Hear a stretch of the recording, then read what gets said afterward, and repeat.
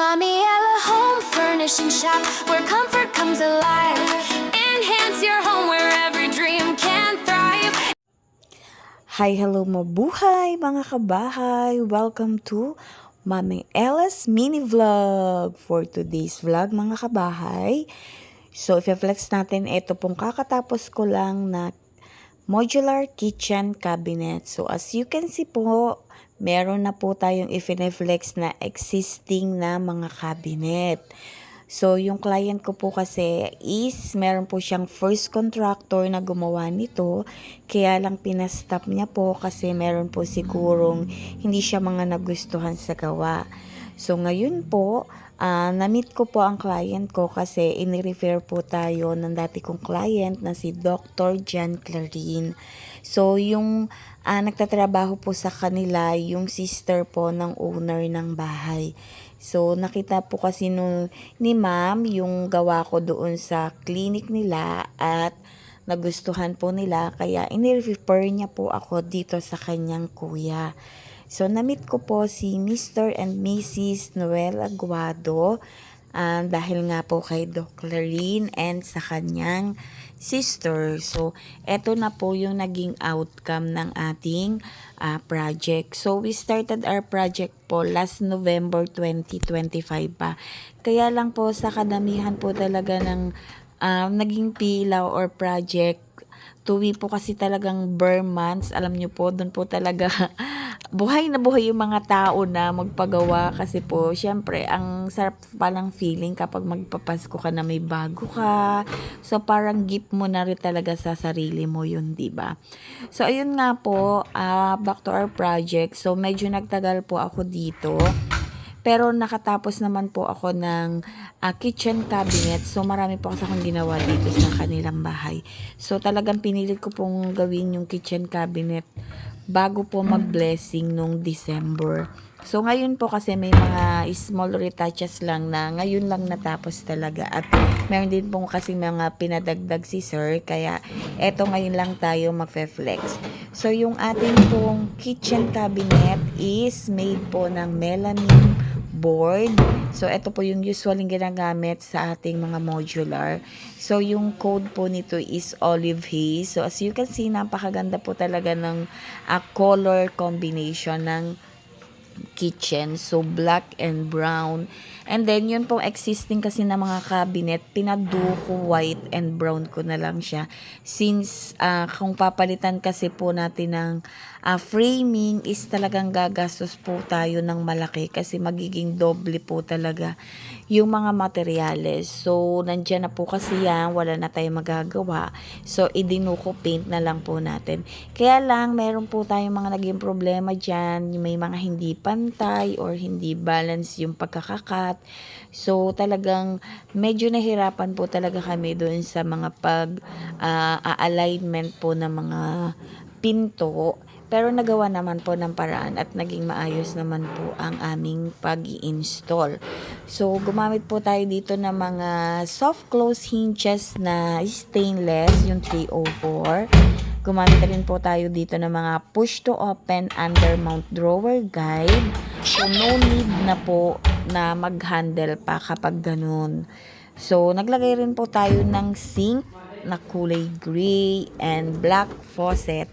So, ito po yung gasol. Ito po yung push to open na may drawer. So, kita nyo naman po ang cute, diba? Tapos, ayan po yung mga wire basket. Tapos, ang soft lang po niyan i-open at saka i-close. So, naglagay rin po tayo dyan ng mga bitinan, ng mga kaldero. So, black rin po yung handle at saka yung sabitan. So, ito po yung mga wire basket.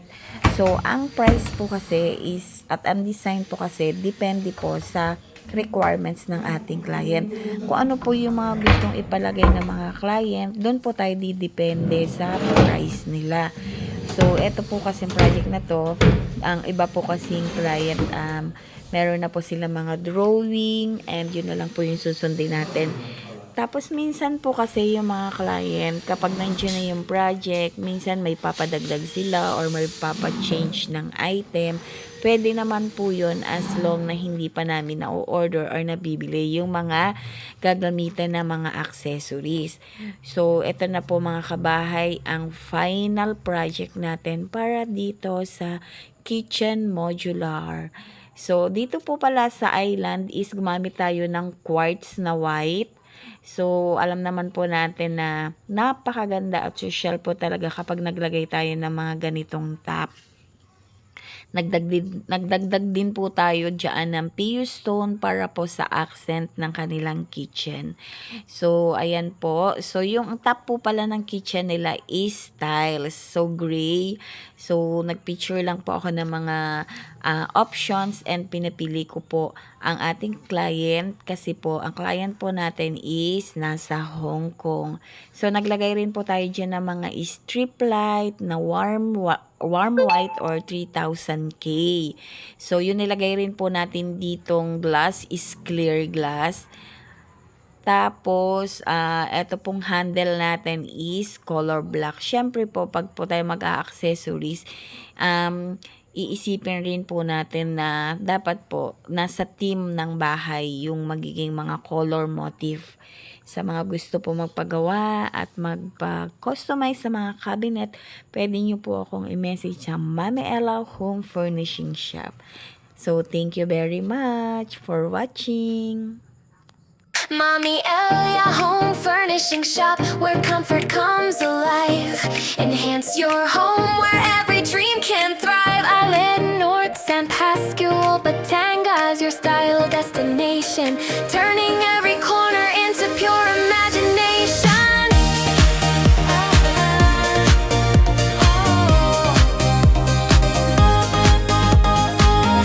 Home improvement crafted with passion and grace. Customized furniture designed to fit your space.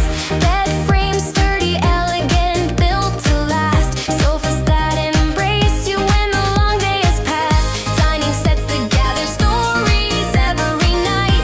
Cabinets that keep your world organized just right. We specialize in touches that make your home shine, where comfort, beauty, and artistry align. Reupholster, remodel, giving life anew. Furniture transformed, made perfect for you. Blackout and sheer curtains flowing like art. Korean combi blinds playing their timeless part. Roller shades whispering elegance and ease. Real wood blinds dancing softly with the breeze. Folding doors that open dreams inside. Everything customized, crafted with pride.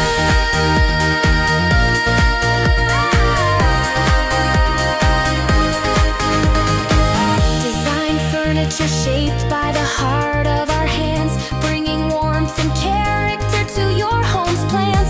Sensuous colors and details finely sewn, making every space feel uniquely your own. From modern simplicity to classic embrace, we elevate every room, every cherished place.